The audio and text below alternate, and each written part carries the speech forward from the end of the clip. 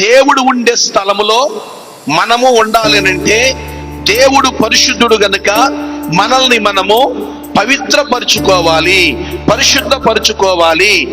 దేవుడు కొండ మీద ఉన్నాడు, కొండ కింద ప్రజలు ఉన్నారు. ఏమంటానంటే కొండ దేవుని సన్నిధికి సాదృశ్యంగా ఉంది. కొండ దేవుని సన్నిధి అనంటే దేవాలయానికి సాదృశ్యంగా ఉంది. నేనేమంటానంటే కొండపైన దేవుని సన్నిధి ఉన్నట్లుగా ఈరోజు దేవుని యొక్క మందిరములో దేవుని బలిపీఠం ఉంది గనక, దేవుని సన్నిధి ఉంది గనక, దేవుని సన్నిధికి వస్తున్న ప్రతి విశ్వాసి, ప్రతి క్రైస్తవుడు తనను తాను పవిత్రపరుచుకోవాలి, తనను తాను పరిశుద్ధపరుచుకోవాలి. వస్త్ర పవిత్రతే కాదు, మనస్సు పవిత్రత కూడా ఉండాలి. జీవితం పవిత్రంగా ఉండాలి, వారి బ్రతుకు పవిత్రంగా ఉండాలి. వారి నోటి మాట, వారి చూపు, వారి తలంపులు, ఆలోచనలన్నీ కూడా పవిత్రంగా ఉండాలి. ఎందుకనేనంటే మనము దేవాలయంలోకి వస్తున్నాము గనుక, దేవుని సన్నిధిలోకి వస్తున్నాము గనుక వచ్చిన మనము చాలా చాలా చాలా పవిత్రంగా ఉండాలి అని చెప్తా ఉన్నాను. దేవుని పిల్లలారా, ఈ రోజున దేవుని మందిరములో, దేవుని సన్నిధిలో మీరందరూ ఉండాలి.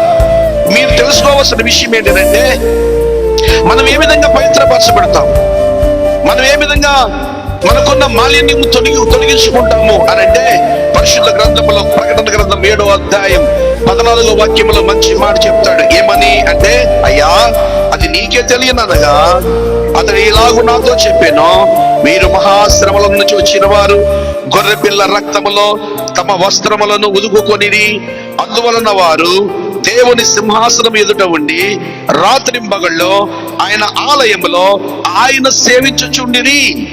ఇందులో మీరు నేర్చుకోవాల్సిన సత్యం ఏంటంటే, గొర్రెపిల్ల రక్తములో తమ వస్త్రములను ఉదుకుకొని తెలుపు చేసుకుని, అక్కడ ఆయన ఏమంటాడంటే మీ వస్త్రములను ఉదుకుని తెలుపు చేసుకోండి అని అన్నాడు.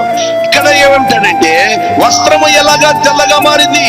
నేను ఒక మాట చెప్పనా, బండ ఎక్కడైతే నీళ్లు ఇచ్చిందో, ఇశ్రాయేలుకి బండలోంచి నీళ్లు ఎక్కడి నుంచి ఇచ్చిందో ఆ బండలోంచి కారిన నీళ్లు కనాను వెళ్లే వరకు వారిని ఆ నీరు కూడా వెంబడిస్తూ ఉంది. ఆ రోజు ఆ బండలోంచి నీళ్లు వచ్చాయి, ఈ రోజు ఈ బండలోంచి రక్తం వస్తా ఉంది. దేవునికి స్తోత్రం.